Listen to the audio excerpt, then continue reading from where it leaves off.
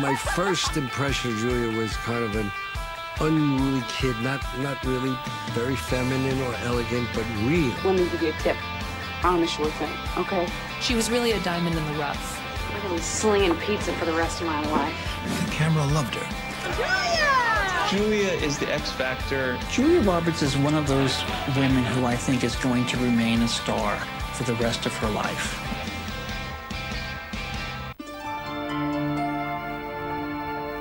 Pretty Woman, former serial dater, turned married with children. Oscar winner. For over 20 years, Julia Roberts has wowed audiences all over the world. Defining Julia Roberts is kind of like defining some kind of force of nature. Someone once did this funny chart where it was like, you know, comparing the amount of smiles in her movies to how big the box office was, and they were like perfectly correlated. So I said to Richard, you gotta wake her up a little bit.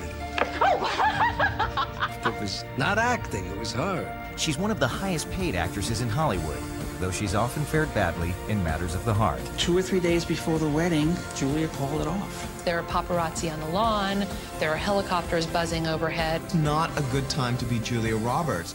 But it's Julia's on-screen talent in over 40 films that has earned her a place in the Hollywood pantheon. When I think of Julia Roberts, I think that this woman's a movie star. And it turns out that she is a really good actor. She's grown up to be quite a woman.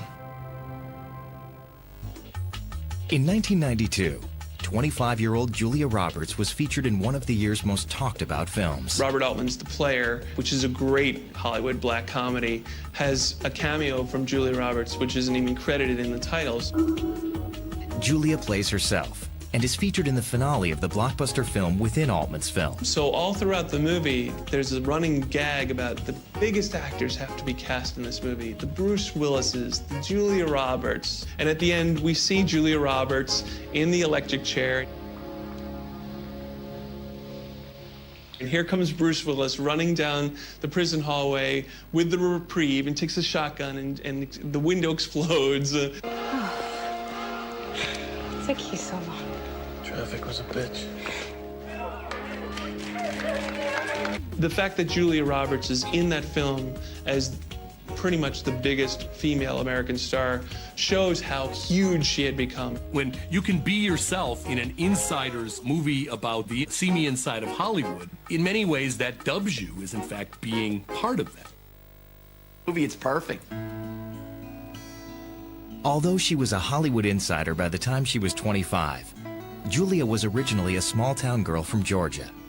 She was born in Atlanta on October 28, 1967, to Walter and Betty Roberts. You could really say that Julia grew up with acting in her blood. Julia's parents ran an acting school in Smyrna, Georgia. They made no money off of the thing, but it was really a labor of love for them. It was kind of a hard-scrabble existence because they didn't charge the parents very much for the children to come.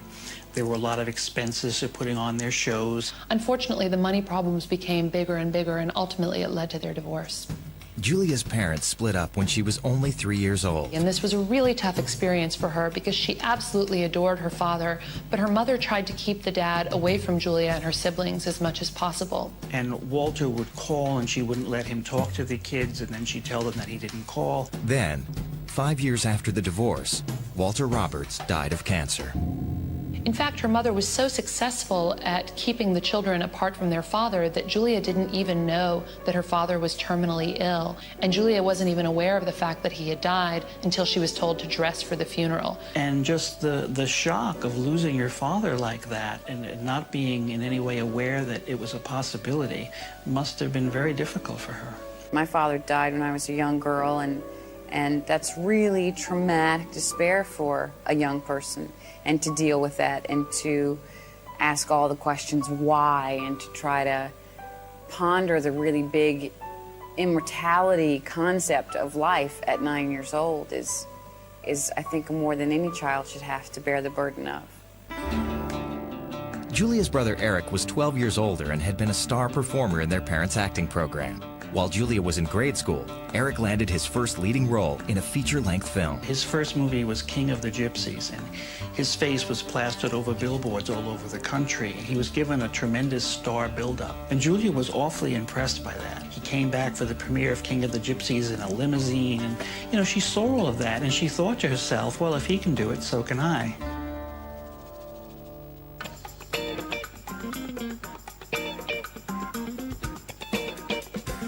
Shortly after high school, Julia Roberts moved to New York to pursue acting, and she was signed with the Click modeling agency. She was very tall, she was very thin, she was unquestionably beautiful, but she never felt comfortable modeling. Julia Roberts has been dubbed America's Pretty Woman, and most people will tell you that she's an extraordinary, beautiful woman. She never thought of herself that way. She said later on that they used to say I was a model because I wasn't yet an actress. So she worked any number of odd jobs to make ends meet. She worked in an athlete's foot, she scooped ice cream, she did whatever she had to pay the bills. But she really had a tough time breaking into the business. She had an incredibly strong Georgia accent that made it hard for her to get roles. Of course, she had Eric to help her. Julia and Eric were pretty close, considering that they were 12 years apart. Eric was very protective of Julia. Eric was protective and supportive. To give Julia a leg up in her pursuit of acting, he used his own connections to pull some strings for his little sister. Her brother got her a role in a Western that he was in called Blood Red. Blood Red, Julia's first speaking role, was about a turn-of-the-century Italian immigrant family fighting the railroad for their land. Julia played Eric's younger sister, and she looked absolutely lovely in the movie. She looked like a Gibson girl. She had her hair up and she wore white lace gowns and just very, very beautiful. Make sure Marco isn't late today. She looked very much like Eric's sister because she is Eric's sister. And she has one very dramatic scene in which she sees her father strung up and killed. And she does a very good job with it. Eric helped his sister prepare for the particularly emotional scene. What happened was Eric came over to her and he whispered something into her ear, and she broke down.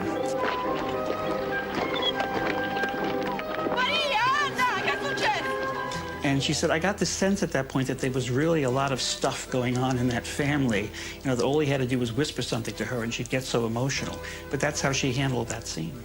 While waiting for Blood Red's delayed release, Julia landed 2 television roles. She appeared in an episode of Miami Vice and in another TV show called Crime Story. She really had a sparkle of talent to her that you can see even now when you watch these appearances. She was really a diamond in the rough.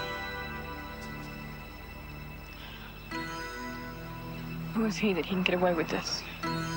But Julia wasn't satisfied with television roles. She wanted to be in films.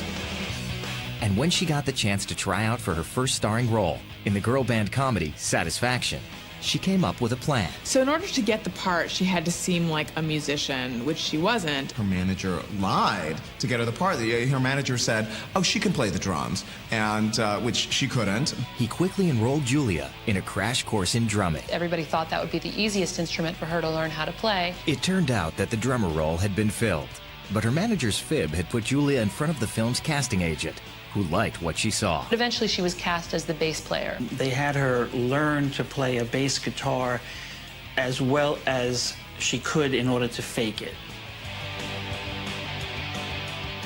The part gave Julia a chance to shine. Justine Bateman was the big name and the big star in that movie, but when you watch Julia Roberts in it, she absolutely overshadows Justine with her charisma and her talent. Frankie and I want to take the van. Can I have the keys, please? During production on Satisfaction, Julia's personal life also took a turn. She fell hard for co-star Liam Neeson. They were wildly attracted to each other, and the people on the set said that they couldn't keep their hands off each other. He was a very attractive Irish actor, about 12 years her senior. They had a lot in common because they both had a father who died early. Julia Roberts started the trend, a lifelong trend of dating her co-stars. They quickly became an item, started living together in Venice Beach. Julia had settled in California. It seemed like a wise move for the budding movie star. That is, until a swim in the Pacific put her life at risk.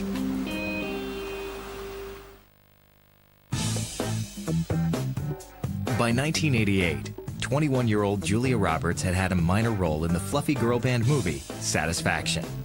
and had begun what would become a pattern of romancing her co-stars. But it was the indie sleeper, Mystic Pizza, that put Julia on the map. When she got to the audition, she was amazed to find out that they wanted her for the role of Daisy, who was described in the script as the kind of girl men would kill for. And she said, I just didn't think of myself as the kind of girl men would kill for. Julia did the audition, and they told her, don't call us, we'll call you. And she realized that she probably hadn't gotten the role, and she asked why. And they said, well, you're not right. She's an ethnic girl. She's Portuguese. She's got black hair. So Julia went back home, put all this black mousse in her hair to make herself look Portuguese, and went back to audition again. The guy who was auditioning opposite her ran his fingers through her hair at one point and got the black mousse all over his hands, but it didn't stop Julia from landing the part. You know, she was a go-getter. She definitely wanted this. She was willing to push as hard as she needed to. Before Mystic Pizza was released, though, Julia's fledgling career and her life nearly came to an end. Julia Roberts lived with Liam Neeson in Venice. One day, Julia goes swimming in the Pacific Ocean and contracts spinal meningitis, which makes her deathly ill. She's hospitalized, she's on death's door, and Liam Neeson, by all accounts, is the world's best boyfriend. He stayed by her side, nursed her back to health, took care of her. Thanks to the loving support of her boyfriend and family, the young actress recovered and was able to relish her star turn in Mystic Pizza. Julia Roberts was brilliant in that role. You couldn't forget that performance. It was the announcement that this was going to be someone to be reckoned with. You really believe this 30-year-old guy is gonna leave his wife and live happily ever after with you? You're living in a f***ing romance novel, Cat. Through Mystic Pizza, I could see an earthiness there. I could see someone who was accessible. You could get to like her. She was someone you knew. Yeah, well, don't worry about me. I'm not gonna be slinging pizza for the rest of my life. I was a critic and looking at it, and I was going, wow, who's this? And I think a lot of casting agents probably said the same thing, and that's what launched her. Julia knew that she had captured the public's attention after a strange encounter in an Atlanta ladies' room. She was in a stall doing her thing, and she heard another woman say, hey, girl in stall number 2, were you that woman in Mystic Pizza? And Julia said, yeah. And she said, could I have your autograph? And Julia said, well, I'm a bit tied up right now. Mystic Pizza also brought Julia to the attention of some of Hollywood's most powerful people, including the producers of the film version of the play, Steel Magnolias. Landing this role was a critical step in the young actress's ascension in Hollywood. And Julia, the ingenue, was in good company. Olympia Dukakis and Sally Field and Daryl Hannah. It was this incredible, incredible ensemble cast. And so, you know, it made Julia shine all that much more. She really sunk herself into that role. A scene in which Julia's character suffers a serious diabetic seizure was particularly harrowing.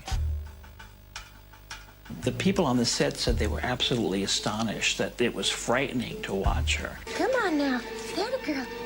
Yes, yes, yes, yes, yes. She supposedly, after takes, would have to be carried back to her trailer because she had, you know, gotten herself into such a weakened state. And what Julia said was that she had thought what the insides of her body must be like when she's having a diabetic fit. And she said she should have pulled it all up. There's something to be said for the fact that she is finding room in that big smile of hers to connote pain. Both Hollywood insiders and moviegoers took notice. She won a Golden Globe for the performance. She was nominated for an Oscar. So obviously people felt that she'd done a good job. Steel Magnolias had a huge impact on her personal life, too, because that's where she met Dylan McDermott, another one of her co-stars that she ended up dating. She was still with Liam Neeson at the time, but was overpowered by her attraction to Dylan McDermott. Classic Julia, trading one man in for another. Apparently Liam Neeson was brokenhearted, and she just dumped him. With a new boyfriend and a performance that was the talk of the industry, Julia set her sights on what would be the pivotal role of her career. Vivian, a prostitute who falls for a wealthy John. But first, she had to charm director Gary Marshall. My first impression of Julia was kind of an unruly kid, not really very feminine or elegant, but real. My first impressions of Julia was she's tall. She's so thin. She needs 15 more pounds on her. When Julia was cast in Pretty Woman, the co-star that Gary Marshall had in mind for her was Richard Gere, but he was hesitant to take the part. So Gary Marshall basically used Julia Roberts as bait and asked her to go and wheedle Richard Gere into taking the role. So we brought Julia to meet Richard. We flew to New York. I remember very specifically at Richard's apartment, looking down the hallway, baking. I had to go to the restroom or something. Seeing them at the end of the hallway and just talking, and I couldn't hear what they were saying, but I saw how they looked, their body language, and how they looked at each other's eyes. I said, that's chemistry. Richard Gere was apparently completely captivated with Julia, and as we all know, he wound up accepting the part. So you're talking about Richard Gere and Julia Roberts, who end up making one of the best on-screen pairs, I think, in romantic comedy history. Julia Roberts had landed the role of a lifetime and had helped land an A-list co-star. She was about to have all the success she'd ever dreamed of, but the fruits of her success would prove to have a dark side. In 1989, 22-year-old Julia Roberts' star was on the rise. She had a dramatic role in Steel Magnolias behind her, and had begun a relationship with Dylan McDermott, her handsome co-star in that film. Now she was appearing opposite Richard Gere in Pretty Woman. And right away, she was turning heads. It was pretty apparent that she was special after we watched the dailies. I saw that the camera loved her. That's that ephemeral quality. She brought wonderment to the role. That's very hard to play. She wasn't a rich girl who came from beautiful mansions and things. When she went to the hotel for the first time, she played it for real. She played it like the audience would play it. They don't go to these nice places. Wow. She lit up. Veteran actor Gere was blown away by the energy young Julia was bringing to her performance. He said, you know, you really don't need me in this picture. You just need my suit. Why don't I leave my suit here and I can go home? Because it's all her. Listen, I appreciate this whole seduction scene you've got going, but let me give you a tip. I'm a sure thing, okay? Gary would make her relax. They had a lovely bond together. We both liked to laugh. She had that spirit of fun. You know, making movies is very difficult. Laughter is at a premium, especially when you're going into your 13th or 14th or 15th hour. If you can still elicit a laugh, it seemed that Julia was able to do that. The best prank we did was when she was in the water, in the bathtub, and she went under the water. We all ran. And when she came out of the water, there was nobody on the set. It was a totally empty set. What happened?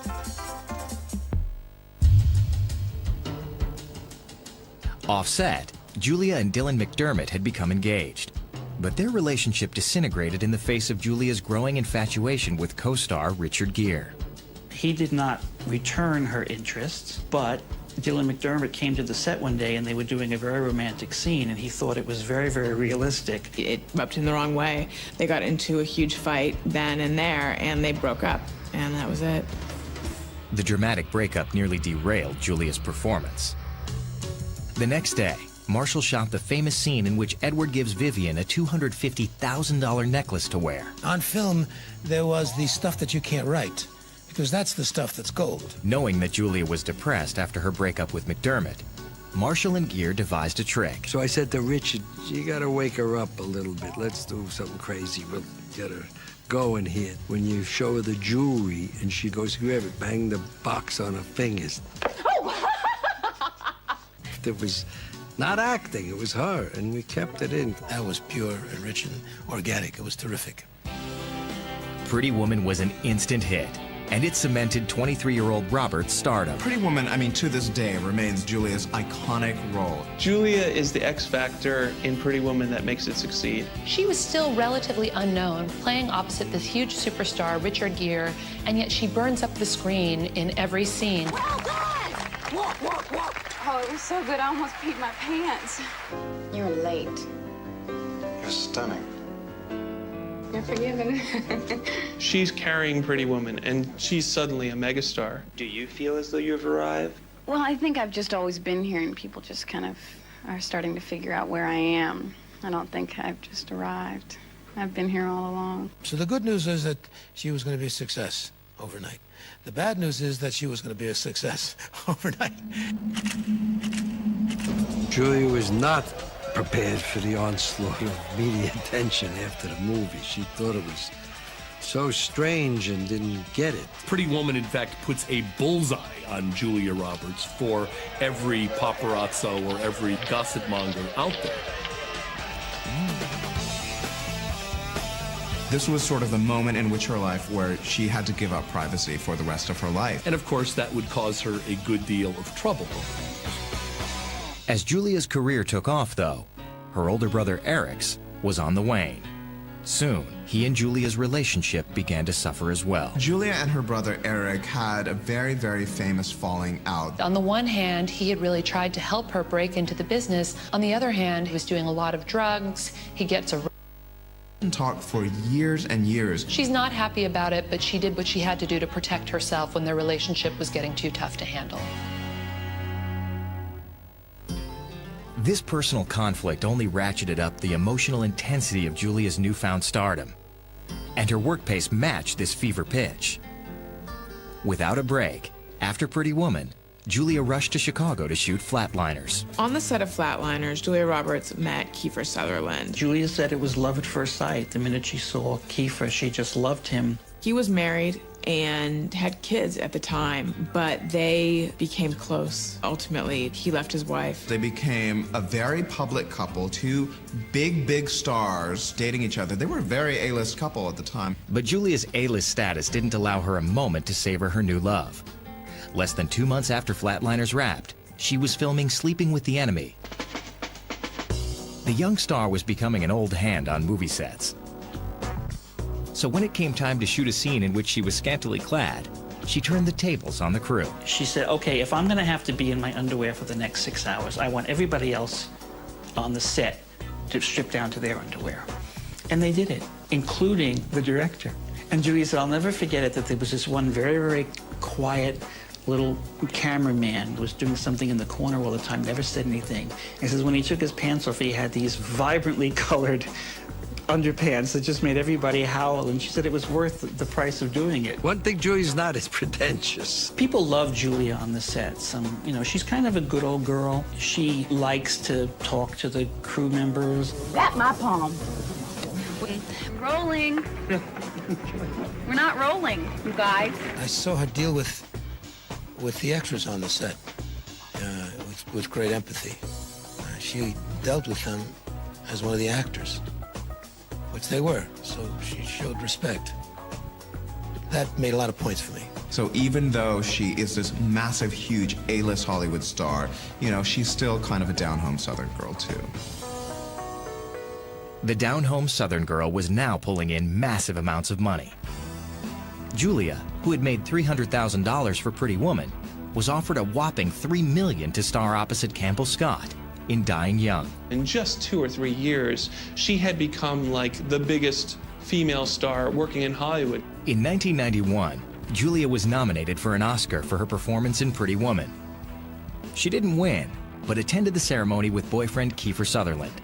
The couple's relationship continued to grow. It became a very, very serious romance, and they two became engaged. As a PR stunt, 20th Century Fox decided to host and bankroll a lavish wedding for the couple on the studio lot. They spent almost $1 million, and this was in 1991, on this incredible wedding. 400 guests, amazing food. It was going to be the wedding of the decade.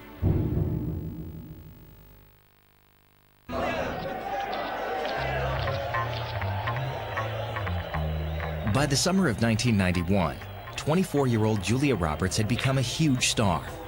Pretty Woman had grossed $463 million worldwide. And the wedding Julia had planned with fiancé Kiefer Sutherland was the talk of Tinseltown. It's going to be the event of the year. It's a huge Hollywood media circus. The studio has thrown thousands of dollars at the event to promote these big stars who are about to get married.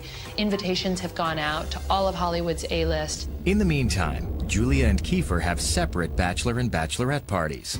And Julia apparently meets Kiefer's very close friend, Jason Patric, on the plane to her bachelorette party. The two of them are instantly attracted to one another, fall madly in love. 2 or 3 days before the wedding, Julia called it off. Julia is such prey for the media at this point that she's having to hide out at her agent's house. There are paparazzi on the lawn, there are helicopters buzzing overhead. Despite a hectic production schedule, Julia had allotted time for her and Kiefer's honeymoon. Now, she used that time to fly to Ireland with Jason Patric. And that was sort of what got Julia Roberts the reputation as the runaway bride before she even made that movie. So it was like this massive, massive tabloid story. At the time, it seemed like America's love affair with Julia Roberts was in serious jeopardy. There were several reasons why she broke up the relationship with Kiefer Sutherland. One was that he was very, very publicly having an affair with a stripper, which will always give a woman second thoughts. There was such huge pressure on the union. There was so much public attention. There was such a big media frenzy. And in the end, she couldn't take it. She had to run away from it all. She got some sympathy when she explained it, but there were still a lot of people who just thought that she was being very frivolous in matters of the heart. For the first time, Julia's personal life was getting more attention than her film roles. Despite this attention, Julia moved in with her new boyfriend. During the period then when she's living with Jason Patric, the media is constantly staking the two of them out at his apartment. Her life really has become a media circus. I can imagine what that must have been like, to turn around and overnight you're on everyone's lips. She became the flavor of the year. Her life was like, you know, completely up for public display. For that to happen at that young an age is really something. I don't think I would have handled that at 21, quite frankly, myself. It's not something that I enjoy having to deal with. I don't like my day to be about, you know, opening up the paper, concerned with what I might read about myself, true or not. You know, that's not enjoyable to me. I feel like I have earned a respect as a performer, and I appreciate that. And now I want the same respect as an individual and as a person. Jason, Julia, HBO, real quick. Despite difficulties in her personal life, Julia's professional life was soaring. The studios knew that casting her in a film would ensure attendance by legions of her adoring fans.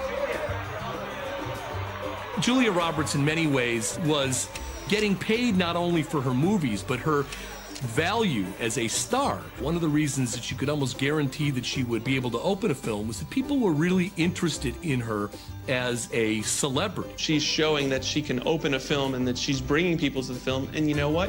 She deserves the money for it.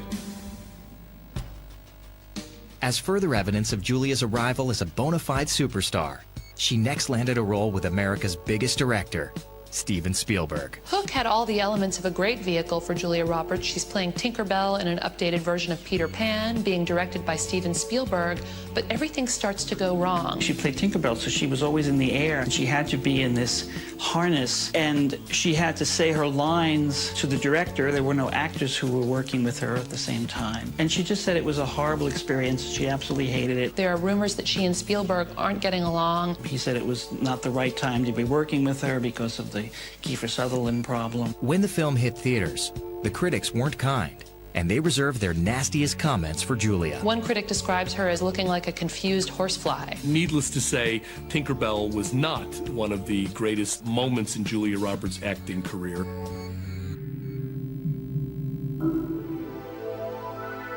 Since her discovery in Mystic Pizza, Julia had starred in 6 major films in 4 years. And she was worn out. After Hook, Julia was really frazzled. She'd had all that craziness with Kiefer Sutherland. She's had all that craziness with the paparazzi. She was tired, and she just felt she needed to pull back. She dropped out of the public eye for a couple of years to sort of get her personal life in order and figure out what her next move was. During this hiatus, yet another personal relationship ended. Things with Jason Patric didn't go all that well. Julia was a free spirit.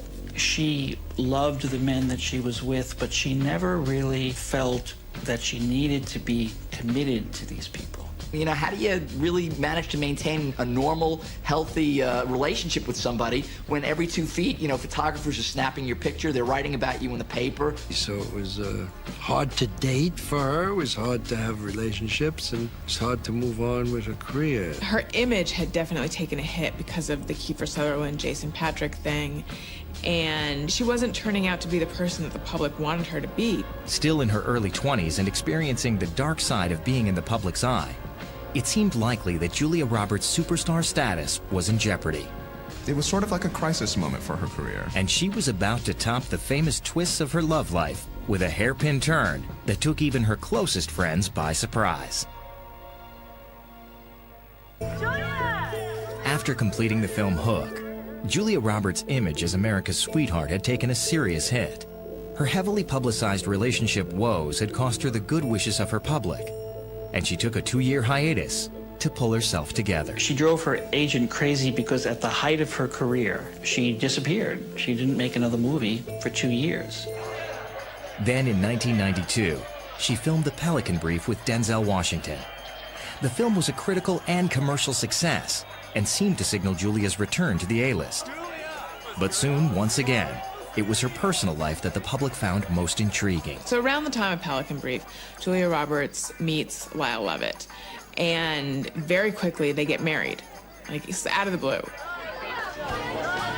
And it was kind of shocking because Lyle Lovett is not George Clooney, let's face it. Take a look at Lyle Lovett. I mean, he's no GQ guy, you know? Julia, however, said she had a deep, tremendous love for the country singer. Were you surprised by everybody's reaction? I don't really care. He was a refreshing change of pace for her. She'd had so many beautiful young actors as her paramours, and, you know, they bring their own problems with them. Lyle Lovett was just a regular Southern boy. She was a Southern girl. I think that it's strange that people question why someone would marry someone who's wonderful. But the relationship between the movie star and the country singer was strained from the very beginning. Lyle Lovett said that he and Julia, during the entire course of their marriage, never spent more than 7 days in a row together. He had a country singing career. She was in Hollywood. They didn't ever live together. You know, Julia and he both realized that they just had made a mistake, that they shouldn't be married, at least. They actually parted on amicable terms. With her marriage over, Julia threw herself into her work. But The Pelican Brief turned out to be the rare hit for the young actress in the mid-90s. She goes on a string of films that were not only not very good in the box office, they weren't very good films. I Love Trouble, these kind of not-so-great flops. There were certainly discussions at that point, sort of what's happened to Julia Roberts. Is she worth what she's getting paid? People thought, you know, maybe Julia is not going to turn out to be the big star that we thought she was going to be. When she took on more somber roles, like the title character in Mary Riley, critics were not kind. Films like Mary Riley were Julia's attempt to be more serious, to prove that she could appeal to an audience without the $1 million smile. So when she's playing like Mary Riley or playing in Michael Collins, there's something that's too doomy and over dramatic and prestige-y about these movies. Unfortunately, they don't speak to her strengths. Audiences did not like it. She was losing the romantic comedy audience that had catapulted her to the top of the box office charts. People wanted to see the smiley, happy Julia Roberts that they knew and loved, and Julia wasn't giving it to them. So she's getting slammed in the career department. She's getting slammed in the personal life department. It's just not a good time to be Julia Roberts. Then, in 1997, Julia began to recover from her slump. When she finally kind of makes her way through this sort of fallow period in the mid-90s. Best Friend's Wedding would be a good place to identify this turnaround, which really, once again, allows her to do all the things that she's really good at doing, both vulnerable and charming. I can't lose him, George. I'm gonna bring him back. Beautiful and insecure. Can't win them all. It's almost like she rediscovers what she's very strong at. She rebounds solidly. Julia won a People's Choice Award for My Best Friend's Wedding. Another light movie, Runaway Bride, reunited her with Pretty Woman Dream Team, Elizondo, Gere, and Marshall. One day, my wife said, Richard and Julia is on the phone at my house. And that's a powerful call. They said, hello, we don't want to do Pretty Woman 2, but we want to do something, and we got a script, and you would like it, and you could come. We kid about it, about doing Runaway Bride, because I still have the invitation to one wedding I never got to, because it was canceled. For Julia, working with her Pretty Woman co-star was familiar territory. She and Richard just Worked as always yesterday. And it was like the magic was there again. In the 9 years since Pretty Woman, though, some things had changed for Julia. I was trying to shoot a film, and Julia was on the phone saving orphans in Jamaica. And Richard was saving something in Tibet. I was afraid to ask them to act. I would ruin the world. But they were bigger then. There were now forces in our society. They could change things. They could appear someplace and somebody would raise a lot of money. So there's a responsibility to that. Julia felt a sense of responsibility to her fans as well. After a day of shooting, people would stand there all day long waiting for them to come out. And I remember one night bringing Julia out about midnight, just say hello, everybody, and people cried. She was such a big star. I mean, they just loved her. And she was very, very gracious. That's another way she made points with me. The collaboration with Gere and Marshall worked, and Runaway Bride was box office gold. People loved this movie. It was a huge success, and it was like finally the magic was recaptured. Runaway Bride, My Best Friend's Wedding, and Notting Hill, which Julia made in 1999 with Hugh Grant, all marked a return to familiar territory for Julia, the romantic comedy. These films do really well, and Julia is back. And there were bright spots in her love life, too. After Lyle Lovett, Julia decided that she wanted to go back to the handsome young actor. And she was in a restaurant in New York. She saw passerby Benjamin Bratt, who America knew as Detective Ronaldo Curtis in Law & Order. She found him so attractive that she decided to send over a drink with a note. Benjamin Bratt immediately assumed that somebody was playing a practical joke on him, so he didn't respond. Julia was quite, put out by this. She thought, how rude.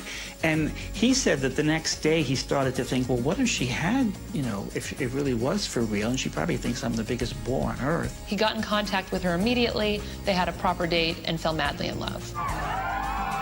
They were a very, very public couple. They were on the cover of lots of magazines. It became a very serious relationship that lasted really at that point longer than any other. So great was their love that Julia even agreed to work for scale on an episode of Law & Order opposite Benjamin Bratt. After her years of romantic turmoil, Julia's pairing with handsome Benjamin Bratt seemed to signal her arrival as true Hollywood royalty.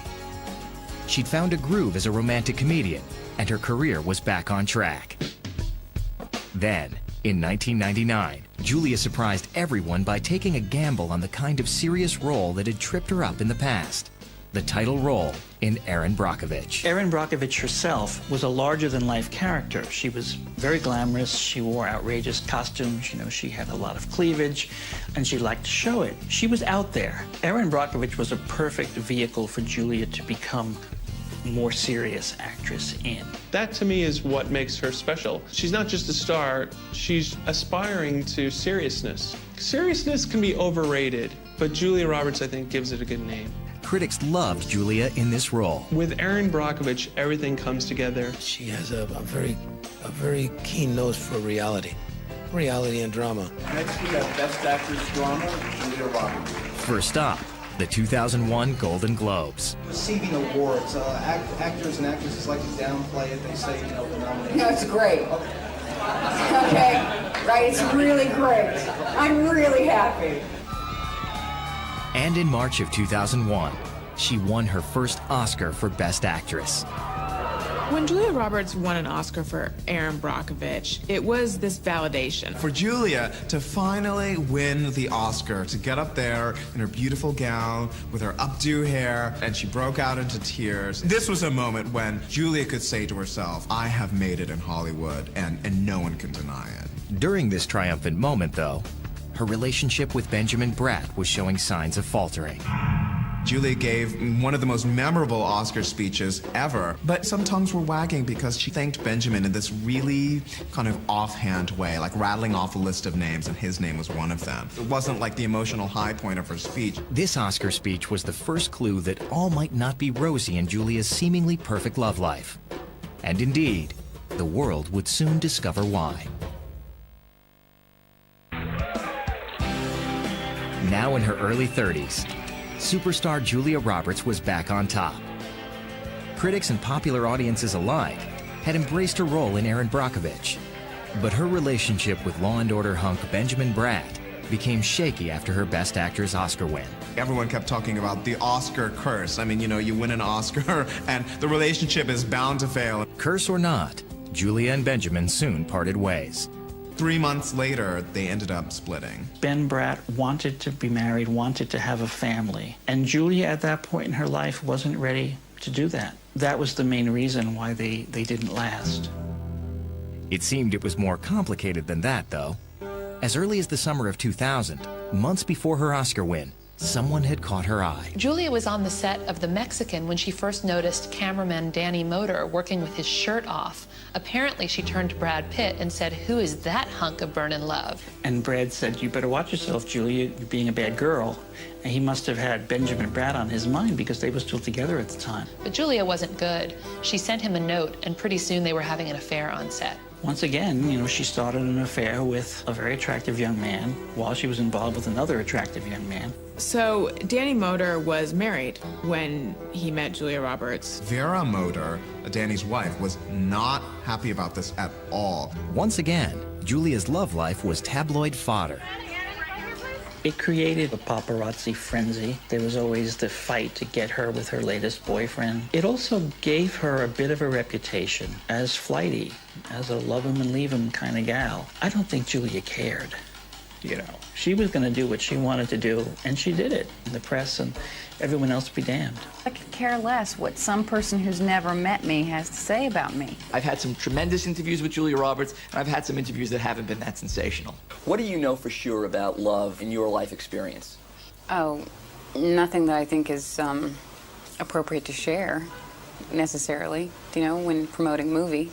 This isn't Dear Abby, hon.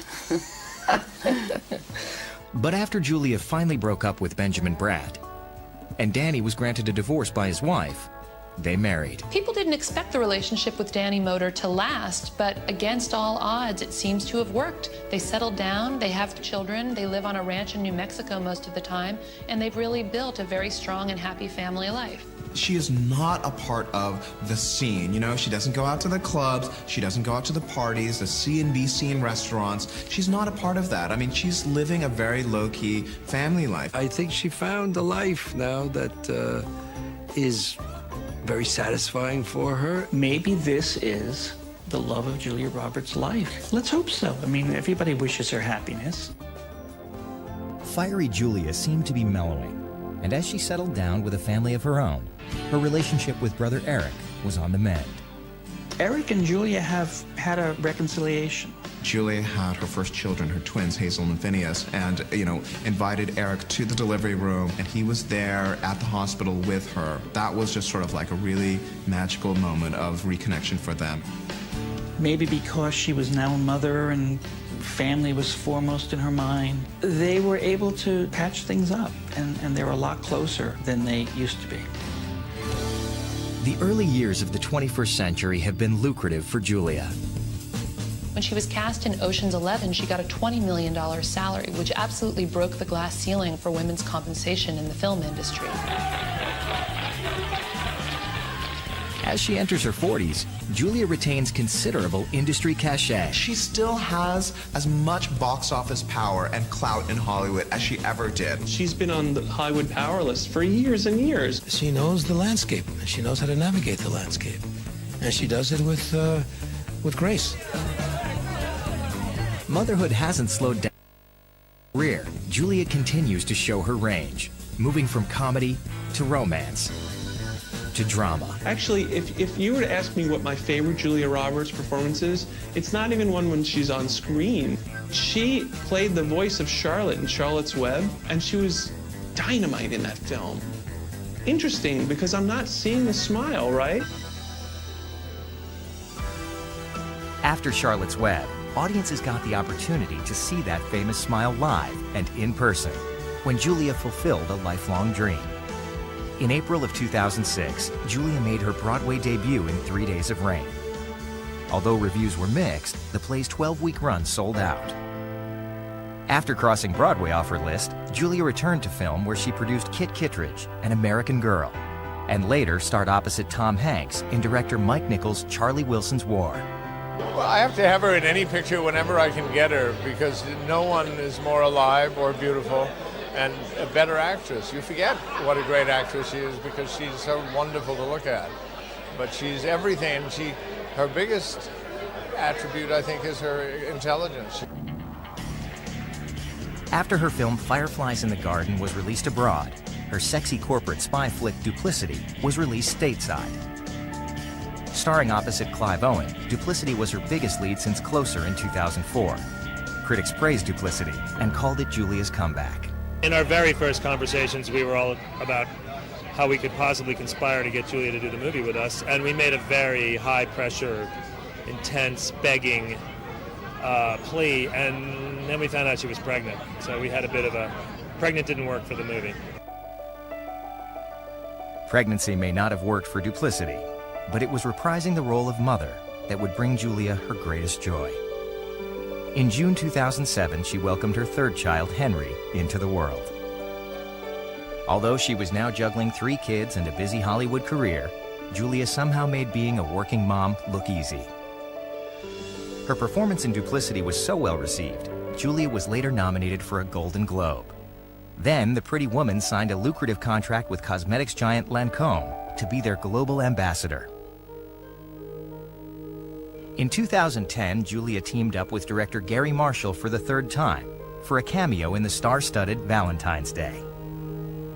That same year, Julia's new film, Eat, Pray, Love, was released. But that wasn't the only thing people were talking about. After an interview Julia did during the film's press tour, it was erroneously reported that while shooting in India, Julia converted to Hinduism. The actress chose a press conference in Japan to set the record straight.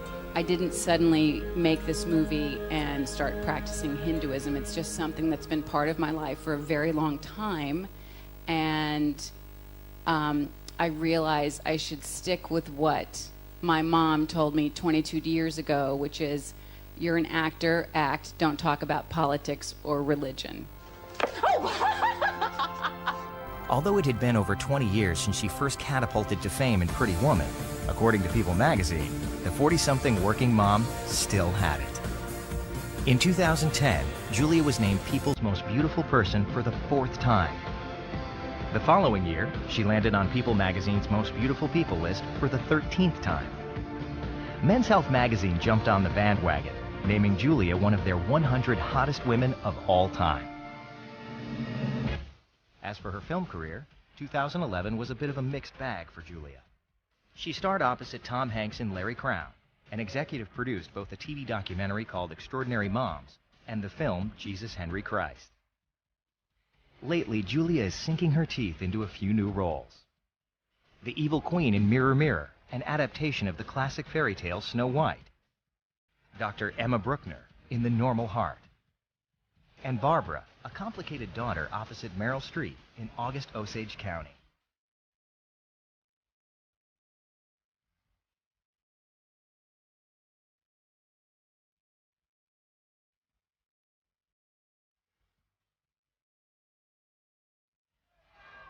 This small-town girl from Georgia has made it and is here to stay. Julia Roberts is one of those women who I think is going to remain a star for the rest of her life, like Betty Davis, you know, Joan Crawford, people like that. She's just so huge as this icon. Our relationship with Julia Roberts is far from over. There are only good things in store for Julia. I don't think that she's going to go away anytime soon, only if she wants to.